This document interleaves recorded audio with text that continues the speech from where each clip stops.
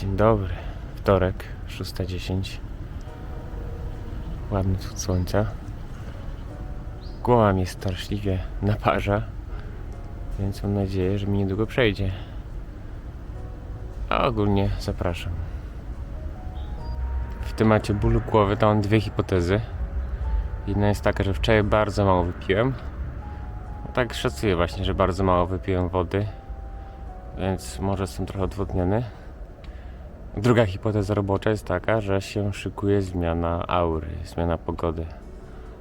I kto wie, może być jakaś ogromna zmiana aury i zaraz śnieg spadnie. No. Dobra, zobaczymy, jak się będzie rozwijać temat.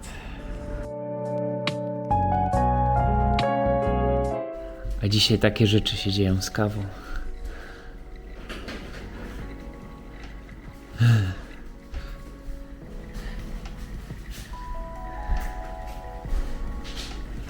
Sobie to się przelewa na spokojnie. W instrukcji pisało 6 gram na 100 ml. Mamy kubki po około 300 ml, więc wyszło że mielibyśmy dać 60. Nie wiem. W każdym razie daliśmy. Nie wiem. Muszę chwilę pomyśleć. Daliśmy 30 gram, a powinniśmy dać 36 gram. O, teraz już wszystko sobie przypomniałem, przeliczyłem. No. Także powinna być fajna. Ciemniejsza niż zwykle, niż z naszych wcześniejszych z innych ekspresów.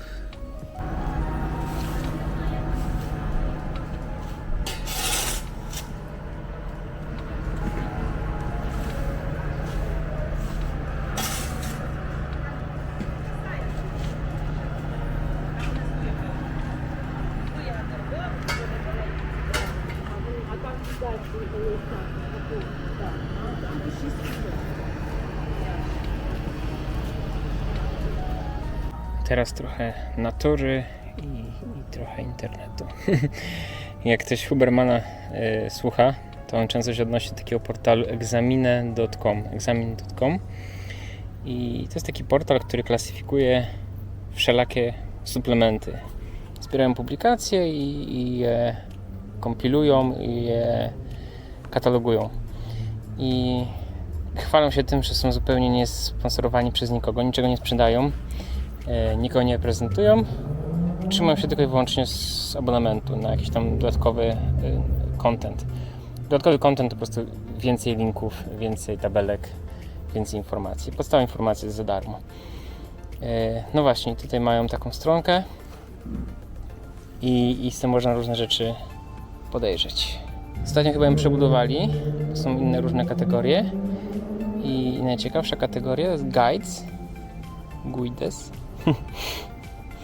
I tutaj zachęcam oczywiście do subskrypcji, żeby się dostać do każdej z tych.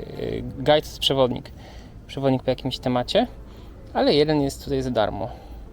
Healthy aging, czyli zdrowe starzenie się. No, tak naprawdę są dwa zagadnienia, czyli jest lifespan i healthspan. Lifespan to jest czas życia, długość czas życia, a healthspan to jest czas życia w zdrowiu. No, idea jest taka, że niekoniecznie chcielibyśmy żyć na przykład 150 lat i ostatnie 50 lat się męczyć z jakimiś chorobami neurogeneratywnymi, oddechowymi, krążeniowo-naczyniowymi, wszystkim i po prostu być podłączonym do tony aparatury i tak żyć przez 50 lat, tylko generalnie wolelibyśmy ten healthspan, czyli ten czas długości życia w zdrowiu, wydłużać jak najwięcej się da, jak najdłużej żyć w zdrowiu. I to właśnie w tej kategorii Healthy Aging Supplement Guide właśnie omawiają głównie suplementy. I suplementy, no to generalnie z tego co ja rozumiem, to jest coś, co nie stanowi źródła kalorii głównego i nie jest też lekiem. No bo leki to wiadomo, konkretna choroba, konkretny lek, a odżywianie się no to konkretne makroskładniki z konkretnymi mikroskładnikami, a suplementy są gdzieś po środku, czyli coś, co niekoniecznie mamy codziennie w diecie i coś, co niekoniecznie jest też lekarstwem przypisywanym przez specjalistę. No i to, co mi się najbardziej podoba, to oczywiście po angielsku wszystko, więc trzeba sobie włączyć tłumacza Google albo poduczyć się angielskiego. To, co mi się najbardziej podoba, to jest to, że w tym przewodniku Healthy Aging jest fajnie podzielone na różne kategorie, czyli definicja właśnie lifespan versus healthspan, jakieś tam strategie, jakieś tam kombinacje suplementów, ale właśnie są mówione primary supplements, czyli kategoria suplementów, które nie mają praktycznie żadnych efektów ubocznych, a mają fajne efekty pozytywne. Oczywiście to nie jestem tutaj lekarzem, więc proszę nie brać mojej tutaj opinii na temat tego artykułu jako porady medycznej. W każdym razie tutaj trzeba przeczytać po prostu, jak definiują primary supplements. No, ale w każdym razie pozytywne suplementy. Jak okazuje się, że na samej górze jest borówka amerykańska. Najniżej wiszący owoc, witamina D, białko czy proteiny. No, później mam kategorię secondary supplements. To można sobie się pokusić o włączenie ich do suplementacji.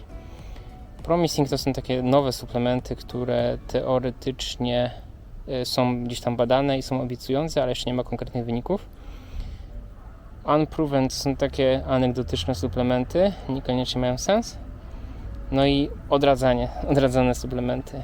To akurat jest żelazo, potas i witamina B9, czyli kwas foliowy. Też tu wszystko jest wyjaśnione, dlaczego tak jest według tego zespołu tutaj naukowego.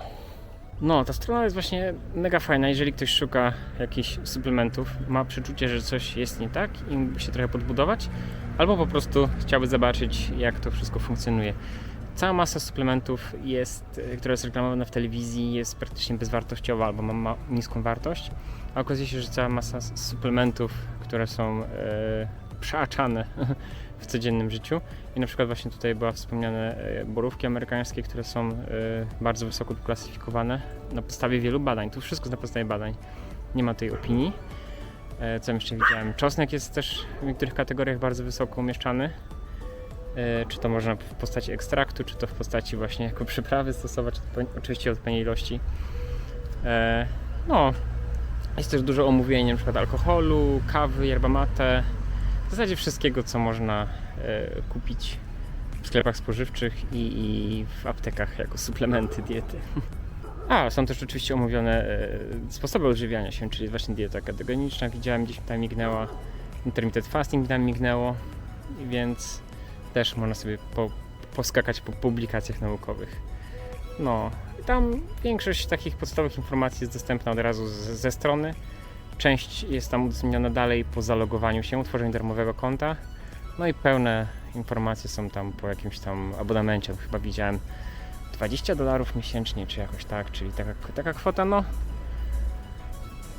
Jeżeli ktoś faktycznie inwestuje w suplementy, to jest dobry pomysł, żeby najpierw zainwestować w egzamin, sprawdzić, czy to, co kupuje, ma jakąkolwiek wartość i wtedy dalej się suplementować. Nie trzeba wykupywać na jakieś miesiące, można sobie jeden miesiąc wziąć, przeczytać, co się interesuje i zrezygnować z subskrypcji. No, a mówię wam to teraz właśnie dzisiaj, bo zorientowałem się, że chyba stronę przebudowali, jeszcze zrobili ją lepszą, fajniejszą, jeszcze jest czytelniejsza, oczywiście niestety po angielsku wszystko, ale ma to jeszcze więcej sensu, jeszcze łatwiej się połapać. Tam są kategorie związane ze zdrowiem, kategorie związane z chorobami, kategorie związane z efektami działania, czyli możemy mieć ogólnie kategorię układ krążeniowo-naczyniowy, tam są wszystkie jakieś artykuły, tabelki, wszystko tam jest posegregowane. Możemy od razu wskoczyć w temat np. cholesterolu, też wszystko jest pokatalogowane. Możemy też na przykład wskoczyć w jak największe obniżanie cholesterolu. Też są odpowiednie kategorie. Także fajny kombajn. Ja mając gdzieś tam w tle doświadczenia naukowe, nie medyczne, ale jednak jakieś tam bazujące na publikacjach. Wiem, że to jest spoko, bo publikacja to jedno, ale wyciągnięcie informacji i umieszczenie w jakimś katalogu to drugie. Więc zawsze można się dokopać do źródła na tej stronie właśnie, ale można też zobaczyć ogólnie przegląd. I co na przykład jest tam właśnie pokazywane, na przykład właśnie, że żelazo, o ile nie masz konkretnej choroby związanej z żelazem, nie powinieneś brać w ciemno, za duże ryzyko zatrucia się. Ale już na przykład tam właśnie wspomniane borówki amerykańskie to jest według tej stronki, można sobie wyczytać, że spoko sprawa.